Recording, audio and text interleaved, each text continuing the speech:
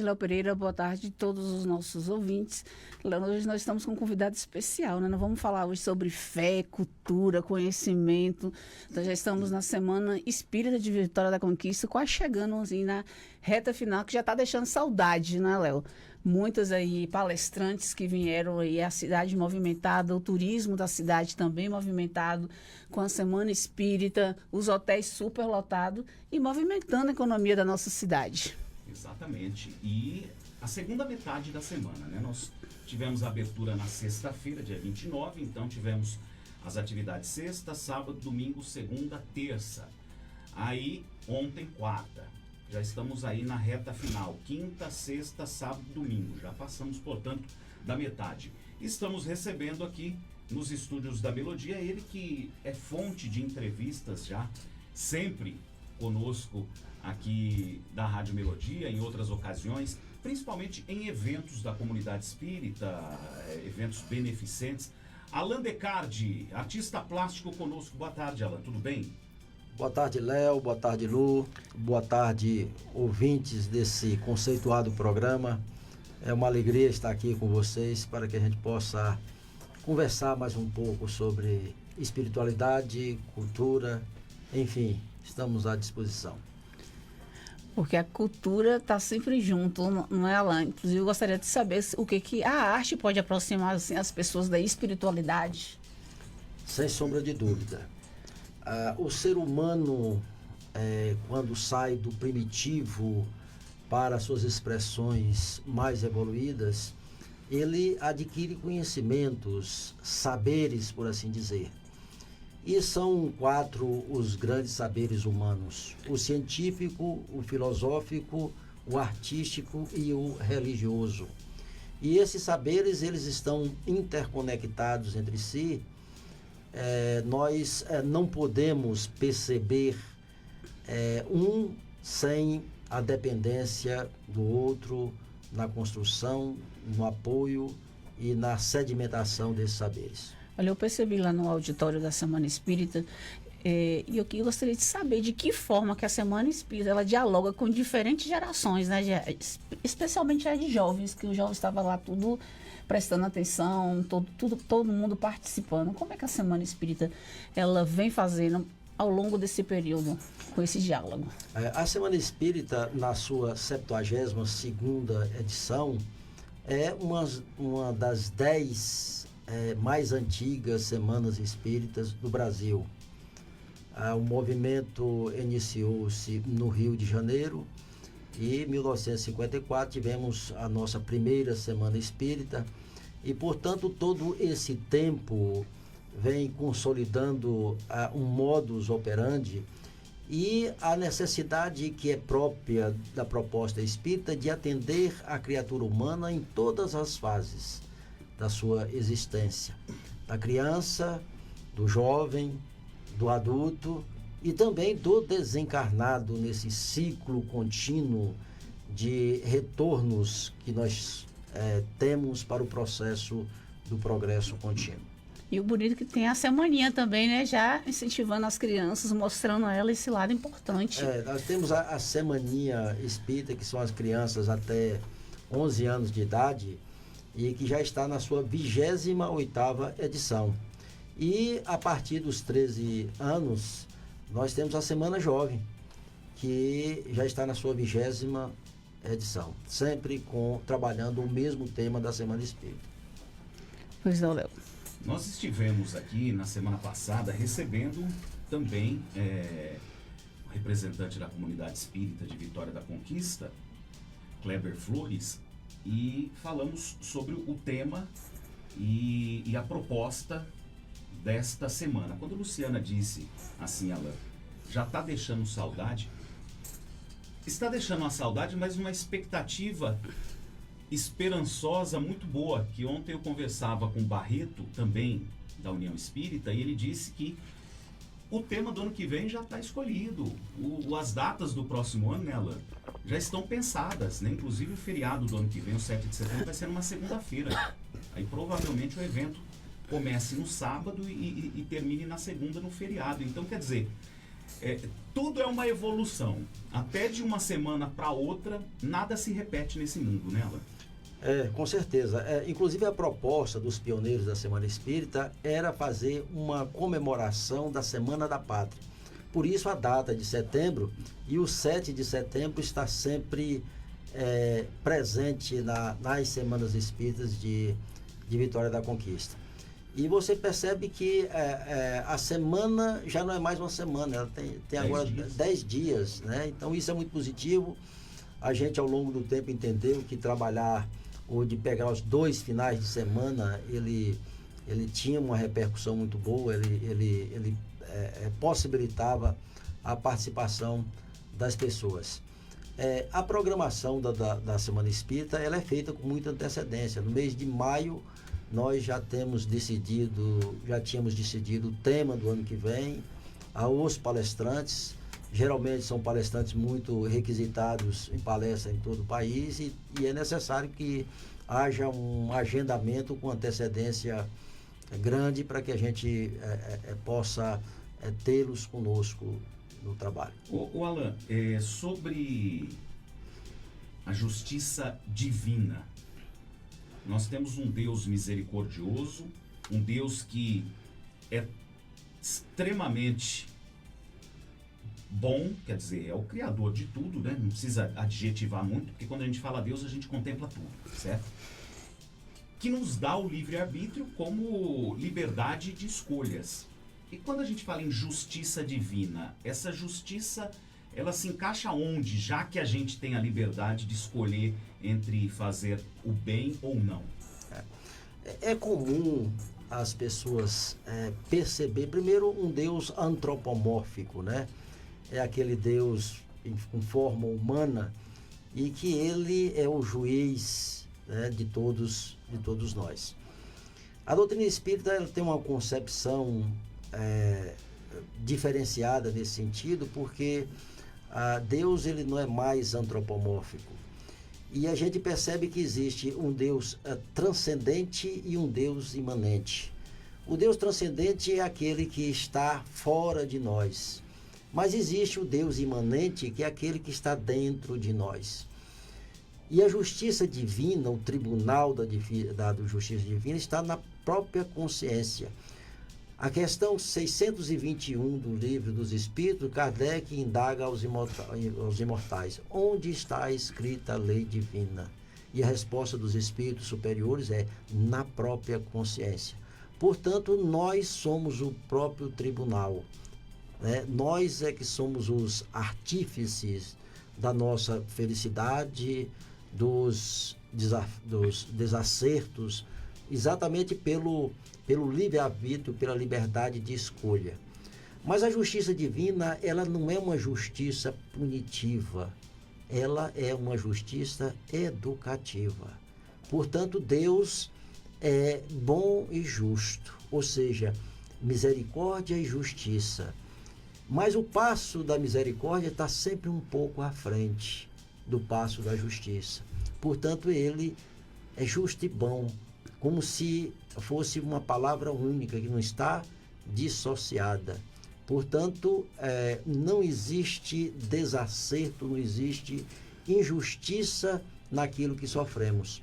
Se estamos colhendo algo que não encontramos razões na vida atual, certamente ela está em vidas pregressas, mas não existe essa injustiça.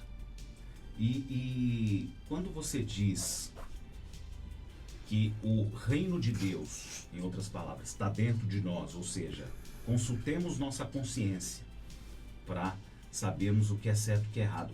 E nós temos situações em que as pessoas tomam atitudes sabendo que é erradas.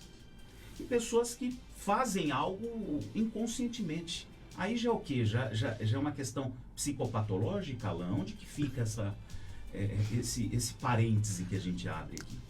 O interessante é que essa justiça divina, ela vai sendo revelada aos poucos, de forma que seremos responsabilizados por aquilo que já temos a condição de compreender. Vamos fazer uma analogia com uma criança. né? Então, existe comportamentos de uma criança que são próprios de crianças. E nós entendemos. Por exemplo, uma criança fazer as suas necessidades fisiológicas na fralda é algo normal, né? Mas à medida que ela cresce e que ela começa a compreender, né, que ela pode controlar suas funções fisiológicas e que o faz, né, numa outra condição, nós falamos para a criança, mas meu filho, você já é um rapazinho, né? Então, nós é como se estivéssemos na infância espiritual. Então, na percepção divina, nessa infância espiritual, nós somos responsabilizados na medida do nosso processo de compreensão.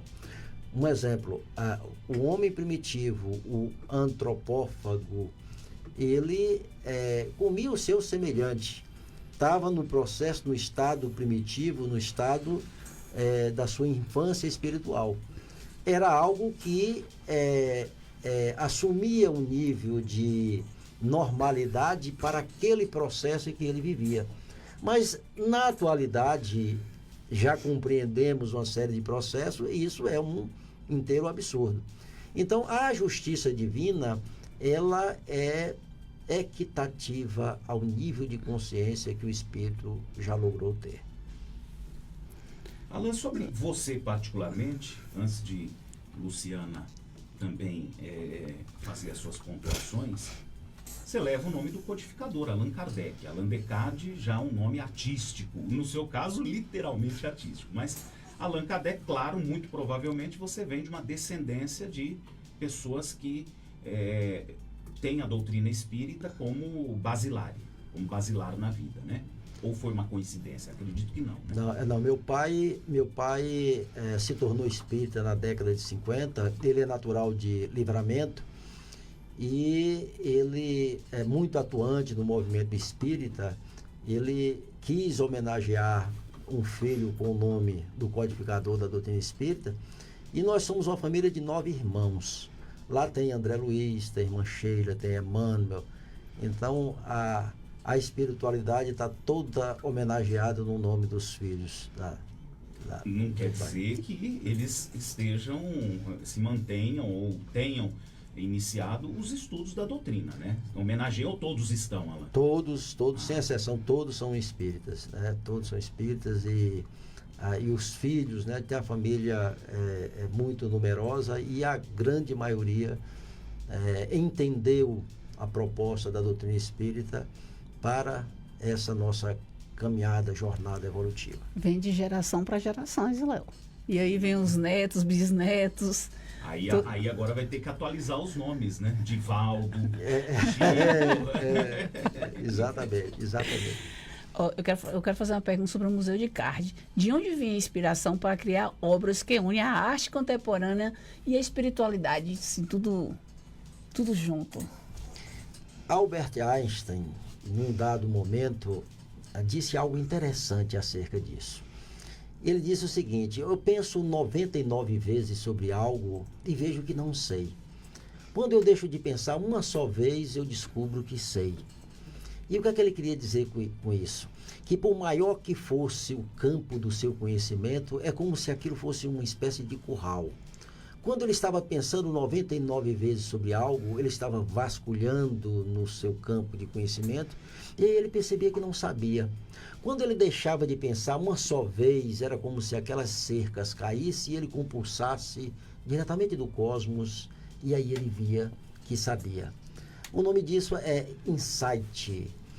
E o processo criativo, a nossa conexão com a arte, ela tem muito desse processo intuitivo, muito embora a construção desse saber esteja mais diretamente vinculado com a razão, as sensações e os sentimentos, mas o processo intuitivo é a maneira que você tem de compulsar nessa biblioteca interior das suas reminiscências, da longa jornada de séculos e séculos que se perde nas noites sem fim, mas também de captar no ponto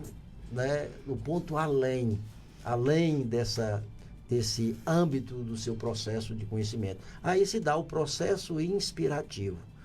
E a construção artística, ela é uma ferramenta divina de aproximação do homem com o divino. Aí eu posso dizer que quanto mais o homem se aproxima das artes, mais ele se distancia das guerras. É um lugar, assim, de paz, né? Que você chega assim, você olha para aquele lugar e fala, nossa, aqui está me transmitindo uma paz, né? No momento que nós estamos vivendo de tanto estresse, de tanta correria. Agora, Alan, Vitória da Conquista hoje é a terceira maior cidade da Bahia. E a gente percebe que existe ainda uma carência nessa parte cultural, né? Existe falta de parceria, ou o que tem que fazer para poder divulgar mais essa cultura, levar as pessoas para mais próximo da cultura? Este é um trabalho que deve ser contínuo e deve haver um processo de convencimento de cada cidadão, de cada ator desse processo, porque nós estamos construindo uma identidade cultural. E a identidade cultural, ela passa não só pela cultura, pela arte, mas ela também passa por questão de comportamento. Então, este é um trabalho que precisa e que deve ser feito desde a tenra idade.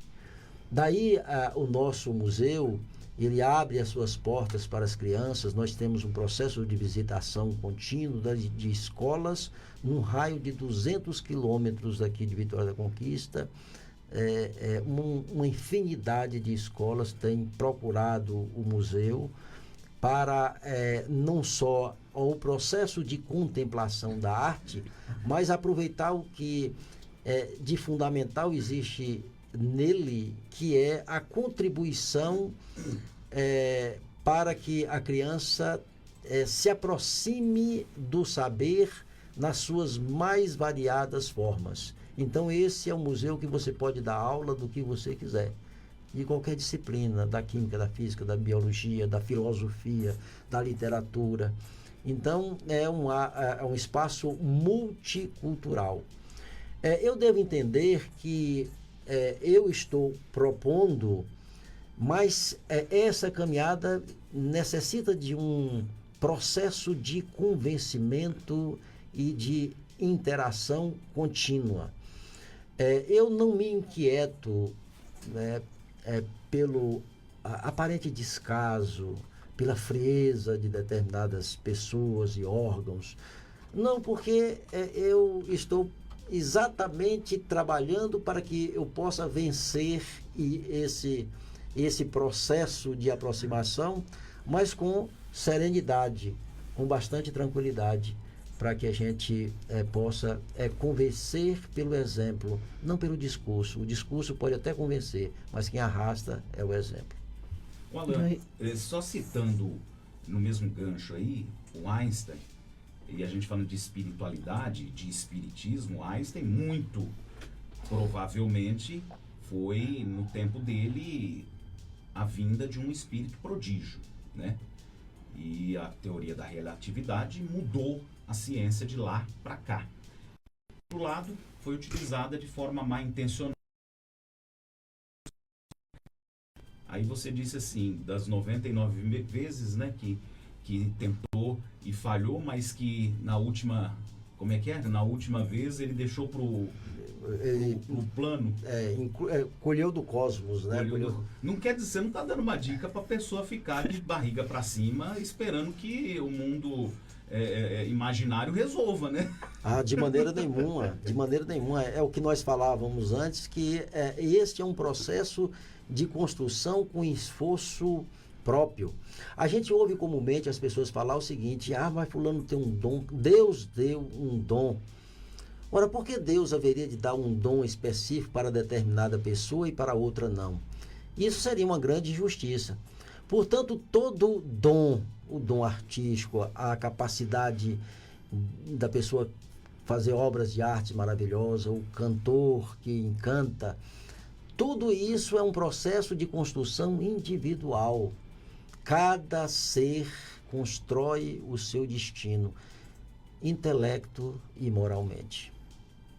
Então, tá vendo, Luciana? Não é para a pessoa ficar, não vou estudar, não vou trabalhar, vou esperar que o firmamento, que o cosmos me resolva a minha vida, né?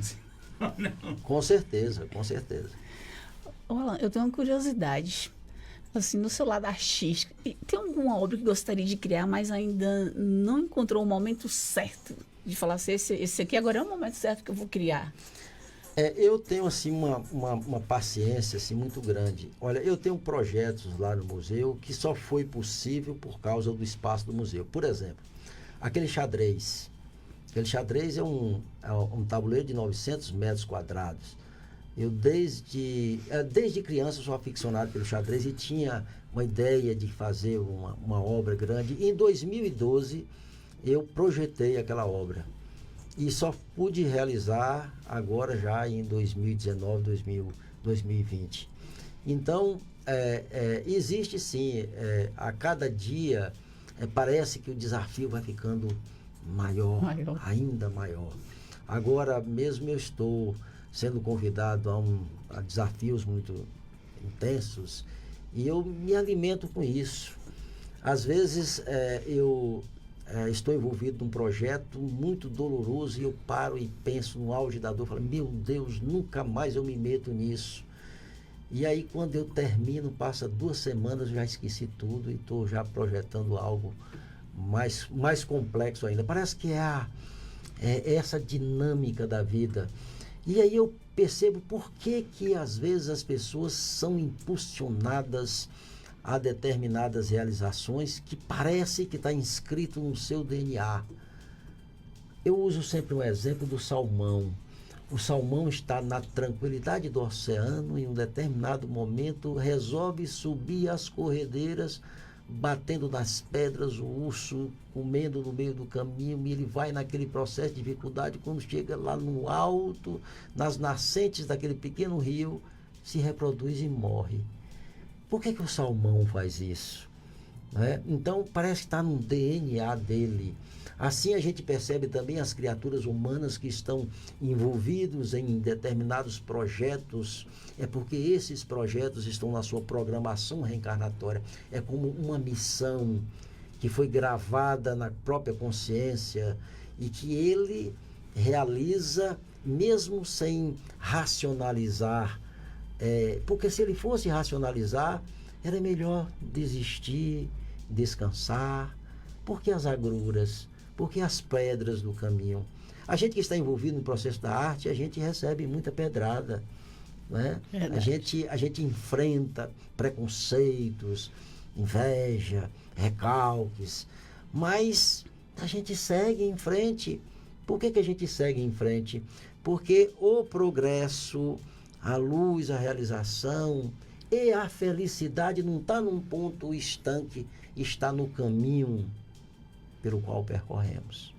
Alan, eu costumo dizer, na minha vida pessoal mesmo, quando eu sou criticada, que a crítica é bom você ter, agora uma crítica que vale crescer, né? Quando eu sou criticada, sou julgada, sou apedrejada, todo mundo fala, eu falo, a única coisa que eu não quero que me abale é minha fé. Porque essas críticas, a gente junta tudo, né, e monta algo tudo novo. Então, tudo é um aprendizado na vida da gente. Então, é isso que eu faço. Quando me critica demais, quando eu estou apanhando demais, eu falo, eu tenho que passar pelo deserto para mim ter minhas vitórias. Mas a fé da gente é que não pode abalar, né? Porque é ela que nos sustenta, ela que mantém assim, a gente de pé. Mas não é fácil não, viu? De fato não é. Mas se eu lhe disser que toda crítica é construtiva, inclusive a depreciativa, aquele que faz uma crítica com o único intuito de destruir, baseado nas suas disposições interiores, aquilo diz respeito àquele indivíduo. Ele é que está tomando um veneno com a intenção de matar aquele que ele quer perseguir. Mas aquele que recebe a crítica, e quanto mais injusta ela for, mais meios ele tem de transformar aquilo em algo positivo. Deus é tão bom, tão sábio nas suas decisões, que até o mal é matéria-prima para o bem. Você já viu? Exatamente. Então é aquele chamado espinho na carne. Em 2015, eu achava que aquela década passada já teria valido a pena se ela terminasse ali.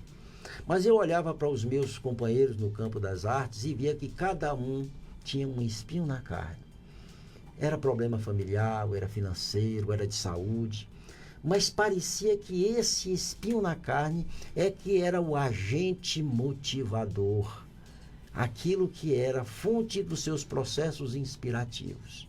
Aí no ano seguinte, 2016, veio o espinho na carne que eu estava reclamando. Sofri um processo de linchamento moral dos mais cruéis. Fui para o fundo do poço. E ameaçando ruir naquele processo de dor intensa que eu estava passando, eu me lembrei que eu tinha algo de bom em mim que eu podia levantar dali e oferecer para alguém que se encontrava em condições ainda piores que a minha. Aí eu retornei a fazer um trabalho que eu fazia no presídio já desde o século passado. E lá eu encontrei dores maiores que as minhas. Fui para a ala feminina, enxugar lágrimas, erguer caídos. E aquele processo que eu vivenciei foi um medicamento divino. Passei uma espécie de um ano sabático, quase que diariamente, fazendo esse trabalho. Criamos uma biblioteca, um clube de leitura, construímos um jardim juntamente com as mãos operosas dos presidiários, de funcionários, e aquilo foi algo intenso e muito positivo. E aí eu vi que eu podia, a partir daquele espinho na carne, construir algo ainda maior. Peguei os quintais imaginários da minha infância e transformei num quintal coletivo, que é o Museu de Card. Então, o museu nasceu de um processo de dor intensa, de um ataque cruel. Foi o espinho na carne que me fez refletir e me deu disposição para me erguer e seguir em frente. Daí, foi muito positivo. Olhando para esse episódio que já se distancia quase uma década, eu vejo, meu Deus, se não fosse esse processo de dor, eu não teria mobilizado forças para construir isso que eu estou construindo, né? Isso que nós estamos realizando. É interessante que eu sei do fato, né? Até hoje é muito confuso esse fato. Eu tinha acabado de chegar em Vitória da Conquista quando tomei conhecimento, Alan, do caso da casa e tal, enfim. Mas aí já passou, se depois, se você quiser, o microfone é aberto para explicar o que aconteceu, mas eu quero usar esse seu exemplo para as pequenas coisas. Quando a gente está ludibriado, naquele momento que tudo está encaixando, tudo está dando certo, não que a gente esquece da caridade, disso, daquilo, mas eu percebo por mim mesmo. Às vezes uma mensagem, eu estava comentando com o Luciano hoje, uma mensagem de WhatsApp pela manhã que me causou um desconforto, já me despertou, poxa, eu preciso fazer tal coisa, uma coisa que eu não faria hoje, eu faria. Uma coisa assim, benéfica para alguém. Que não estava na sua programação. Não estava na programação para hoje, mas eu falei, caramba, velho, esse mundo tá tão batendo em mim que deixa eu fazer então aqui, sabe, um ano sabático de 10 segundos que eu pensei e mudei. Então, mas é difícil porque a gente não precisa aprender que a droga, passar pelas mazelas da droga para saber que ela faz mal, mas, sabe, será que a gente tem que cair toda hora para poder fazer o bem? Não é necessário. Quando a gente voluntariamente já está inclinado para estas realizações. Mas a dor é um mecanismo recondutor de rotas. Toda vez que somos alcançados pela dor, nós devemos fazer a seguinte reflexão: o que é que há de errado comigo? Não é com os outros. Por isso que eu disse que toda crítica é positiva. Porque a crítica, ela depende de como a recebemos.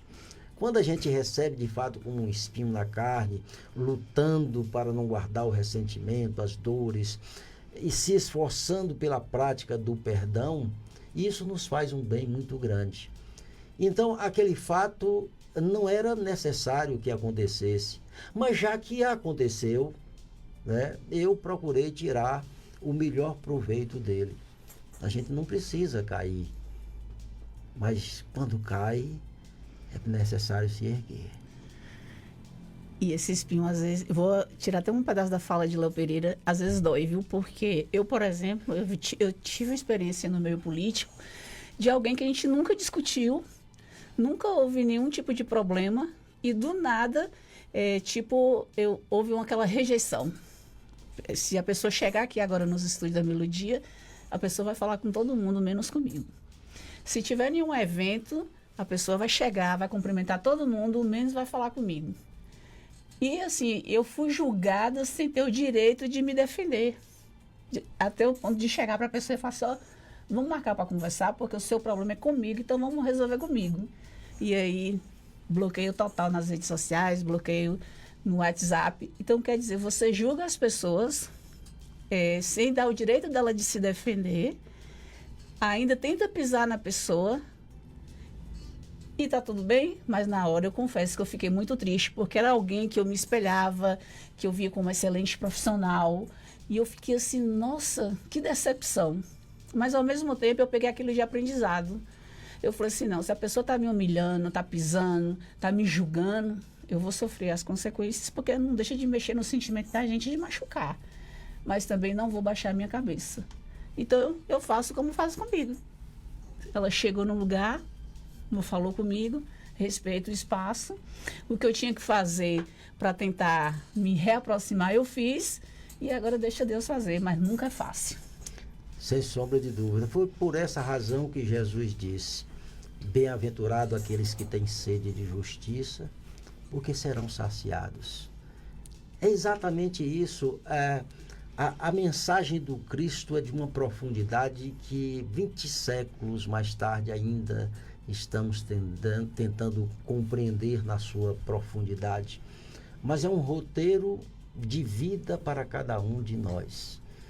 Então, sofrer a injúria, a calúnia, é doloroso, mas nós podemos tirar grandes proveitos disso.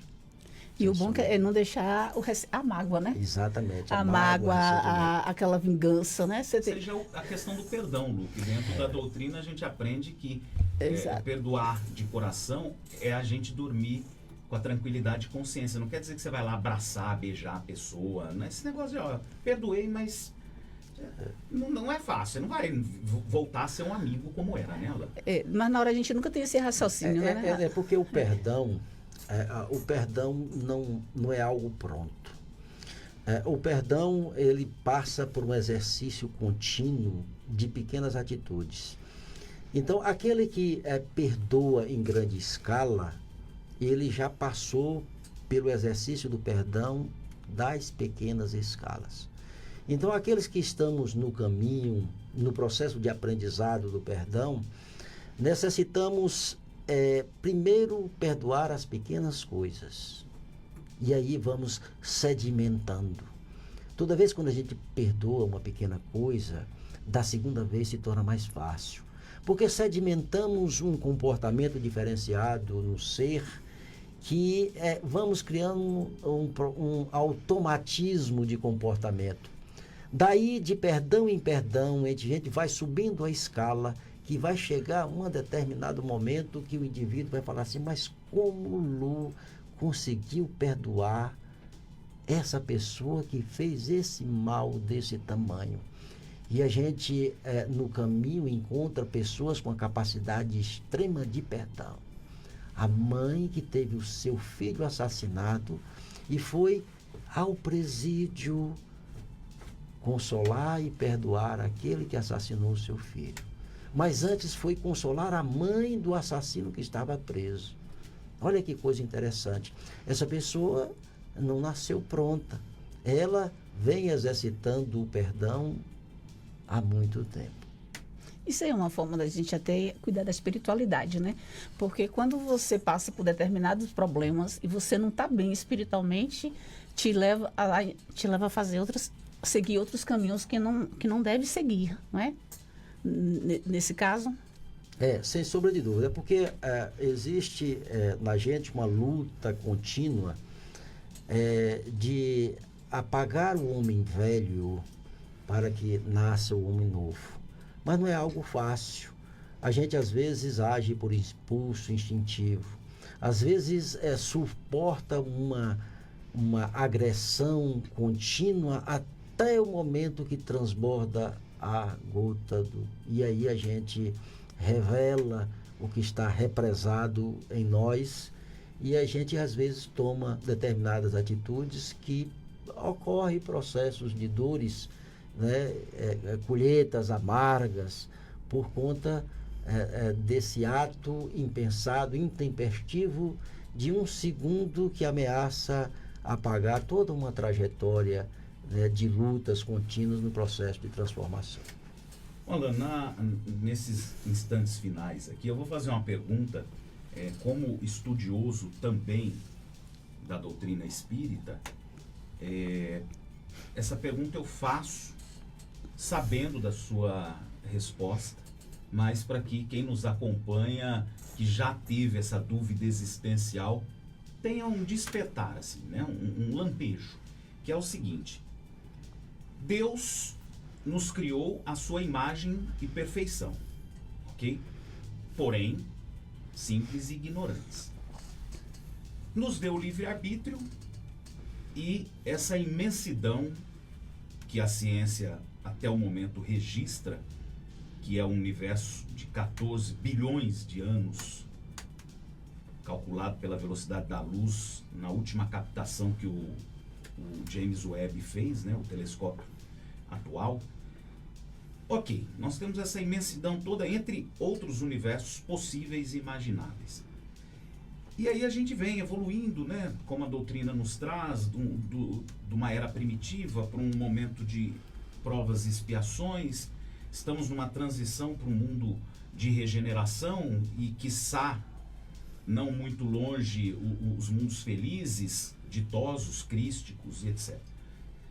E por que Deus não para tudo, fala assim: pô, Léo, você tá devagar demais aí, essa galera tá atrasada, vocês estão quase sendo transferidos lá para Quiron, né, que é existe inclusive a obra dos exilados de Quiron, que se a gente não acompanhar essa evolução da Terra, nós vamos para um outro planeta. A gente não vai perder o que a gente evoluiu, mas a gente vai auxiliar num planeta um pouquinho mais abaixo do nosso. Por que Deus não para tudo e fala: vem todo mundo para mim? Deus já fez isso, inclusive dando o livre-arbítrio. A nossa percepção de tempo é que só está no campo da relatividade. A física quântica vai dizer que na sua dimensão absoluta o tempo não existe. Por que o tempo não existe na dimensão absoluta? Porque existe uma relação espaço-tempo. E o espaço é o retalho do infinito e o tempo uma nesga da eternidade. Portanto, não existe a capacidade de se conceituar o tempo nessa dimensão absoluta. E Deus está nessa dimensão absoluta. Portanto, Deus sabe que podemos nos demorarmos o tempo que quisermos, mas chegaremos um dia à perfeição. Um dia chegaremos. A dimensão que nós percebemos do tempo é uma dimensão relativa. É nessa dimensão relativa do tempo que tudo acontece. Inclusive essa nossa inquietação acerca do mundo, por que o mundo não se transforma?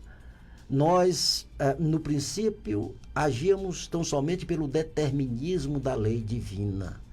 No determinismo da lei divina, tudo nos era providenciado porque não tínhamos capacidade de realizar. A partir do momento que vamos ganhando a liberdade de escolha, nós é que vamos construindo o nosso caminho e a nossa ascensão que nos conduz a Deus, e Deus nos aguarda pacientemente, já que o tempo não é medido na sua dimensão. Não importa para Ele quanto tempo vai levar, mas chegaremos a esse a esse processo, a esse caminho. Programação de hoje da Semana Espírita, quinta-feira. Nós já tivemos pela manhã, Luciana, uma roda de conversa com um tema diante da lei. Teremos logo mais às 8 da noite, Geraldo Campetti, do Distrito Federal, com a palestra Aprender e Refazer, às 8 da noite, pontualmente. Aí na sexta-feira, teremos 3 atividades. A roda de conversa às 9 da manhã, depoimentos de espíritos sobre a morte. Uma roda de conversa 3 da tarde, com o tema Perdoados, mas não limpos. E a palestra de sexta com Jorge Elahá, a grande transição e a justiça divina. Amanhã a gente divulga de novo a programação, que aí vem o sábado também com 3 momentos. 9 da manhã, 3 da tarde a palestra à noite. Lembrando que domingo nós temos um momento de autógrafos às 9 da manhã e a palestra de encerramento às 11. Concomitantemente, como a Luciana falou, e o Allan Descartes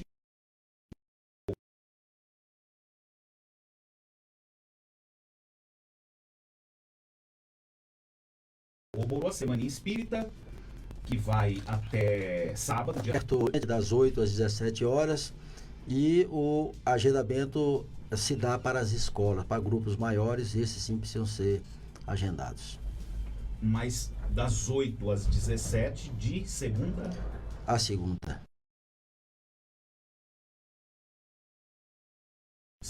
Chegando lá, toca o interfone, alguém atende, como é que... Já fica aberto o museu e mas já é recebido. Tem uma taxa só para adultos, crianças até 12 anos não pagam, e essa é uma taxa simbólica, né, para disciplinar o uso do espaço. Claro, muito bem. Léo, eu quero aproveitar aqui a presença de Allan, dizer que vai acontecer o 16º Encontro Nacional do Café, e você que gostou da entrevista de Allan Kardec, quer ir lá saber onde é que eu vou acompanhar ele. Ele vai estar lá na 16ª Semana do Café, no dia 14 de setembro, às 15h30, vai ter lá, o tema vai ser Turismo na Bahia. E Allan, o presidente do Museu de Card, também estará lá. Então vai lá prestigiar. E na terça-feira estaremos aqui a responsável pelo evento. Do evento. Exatamente, isso. Valéria Vidigal vai estar aqui, então fiquem ligadinhos aí, ó, dia 14 de setembro, Allan Kardec estará falando aí o tema, ó, Turismo na Bahia. Inclusive, Allan, nós falamos de Allan aqui na semana passada, quando entrevistamos o gerente de turismo, falando sobre a Semana Espírita. Ele estava junto aqui com Kleber Flores, Luiz Ferraz. Luiz Ferraz, e a gente falando do turismo, ele presenteou a gente com a revista com os atrativos de Vitória da Conquista, onde lá está também o Museu Descartes. Exatamente, e nessa palestra vai estar Maurício Bacelar, secretário de Turismo de Salvador, Josinete Viana, gerente regional do Sebrae, Radamés Barbosa, gerente de desenvolvimento, Michele Moeno, Goiás, Impermeabilizações, Esther Figueiredo também estará conosco, e Allan Kardec, presidente do Museu de Card. Olha só, fera, viu? No dia 14 de setembro. Exatamente, 14 de setembro, domingo, às 15h30. Não perca essa oportunidade, nós vamos estar aqui divulgando, viu, Allan? Isso, e a gente reforça o convite. Esse evento de Valéria, ele ocorre já há muitos anos, está na sua 16ª edição. A Valéria é uma grande contribuidora com a arte de Vitória da Conquista, uma figura que dispensa comentários acerca da excepcionalidade do seu comportamento, do seu comprometimento, e realiza um encontro que agora está em nível nacional. Portanto, todos convidados, vamos aproveitar de tudo aquilo que foi providenciado para o nosso deleite nesses dias de 12 a 14 de setembro. E a entrada é franca, viu, Léo Pereira? A entrada é franca, inscrição lá no local, do horário de 8h30 às 18 horas.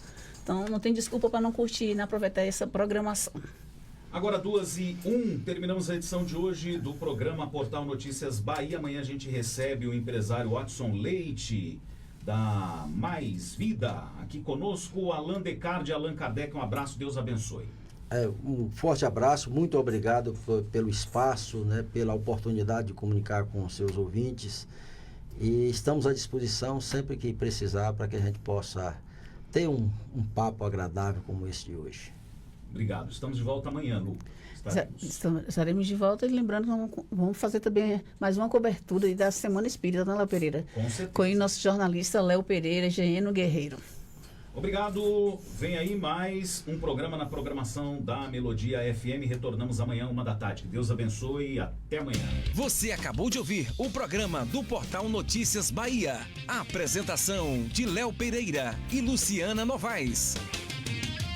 Em Vitória da Conquista, o maior centro de medicina especializada do interior da Bahia. Sonar. A Sonar realiza exames de ressonância magnética, tomografia computadorizada, mamografia digital 3D, ultrassonografia 3D e 4D, ultrassonografia geral, Doppler colorido, ecocardiograma adulto e fetal, pré-natal de alto risco, densitometria óssea de corpo inteiro, perfil biofísico fetal, amniocentese, punção vilocorial, ginecologia e obstetrícia, mastologia, genética médica, dermatologia, punção de mama e do cisto ovariano, punção de tireoide, punção biópsia de próstata, prevenção do câncer ginecológico, colposcopia, vulvoscopia, eletrocauterização do colo, esterosonografia, colocação de DIU, DNA fetal, raio-x, endocrinologia, clínica cabeça e pescoço, nutrição, laboratório de análises clínicas e cardiologia. Sonar, um centro médico completo e especializado.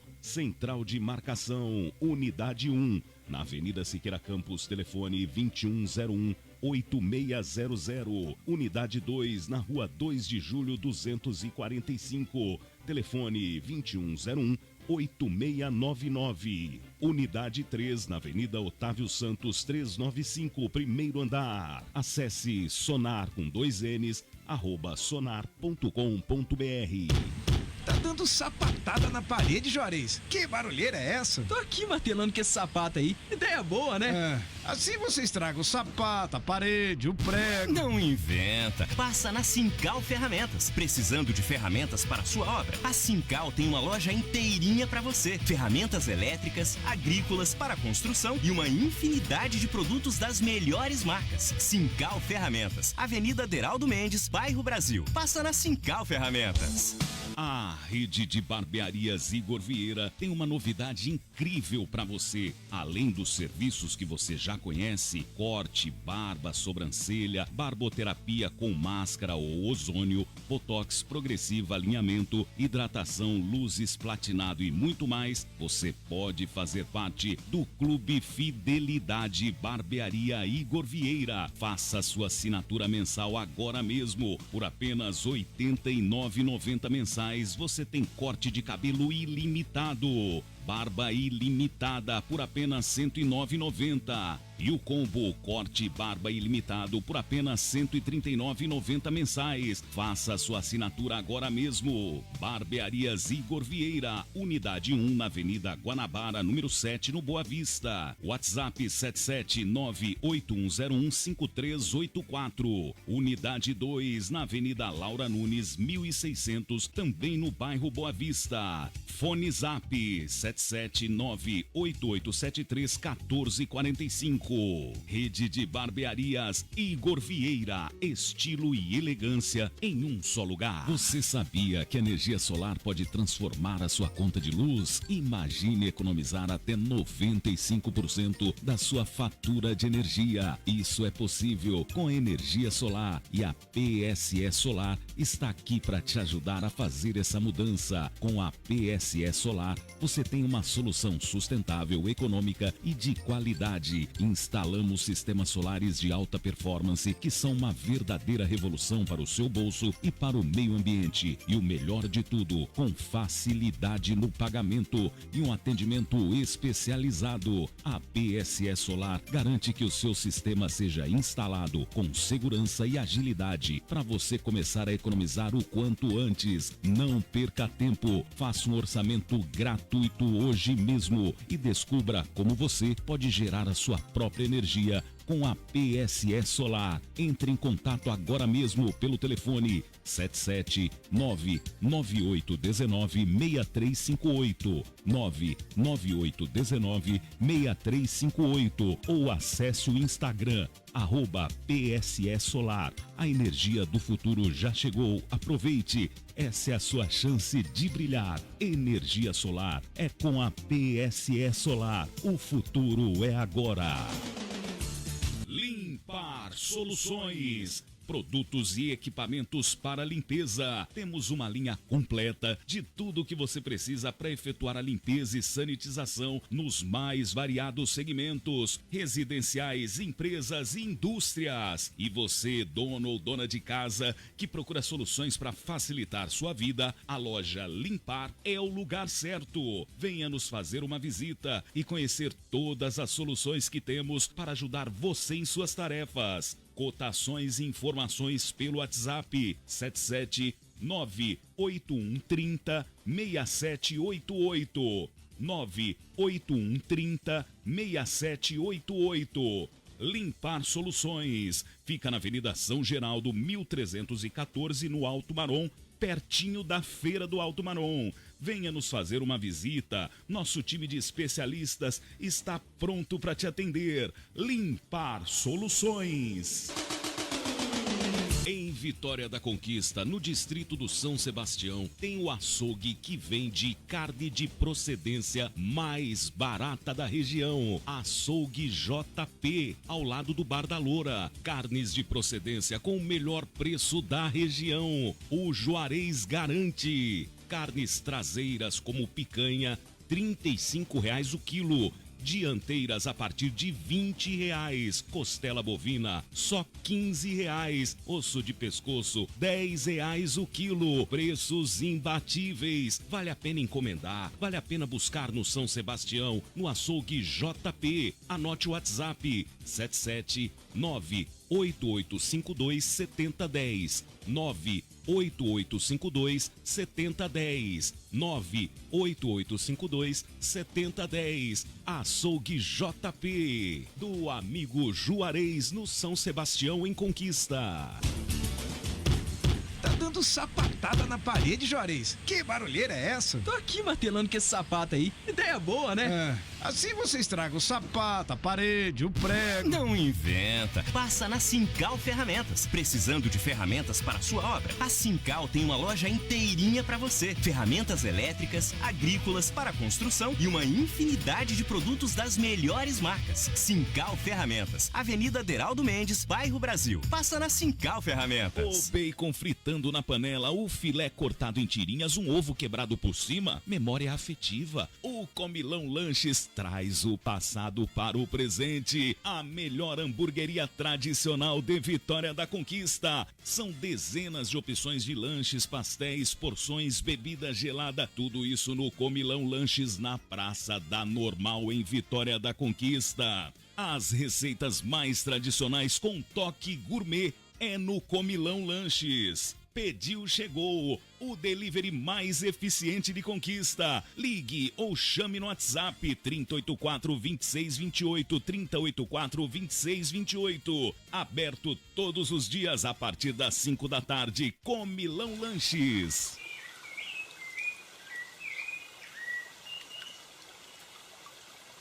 Atenção! Esse recado é para você que quer curtir a natureza, respirar o ar puro, ouvir o canto dos pássaros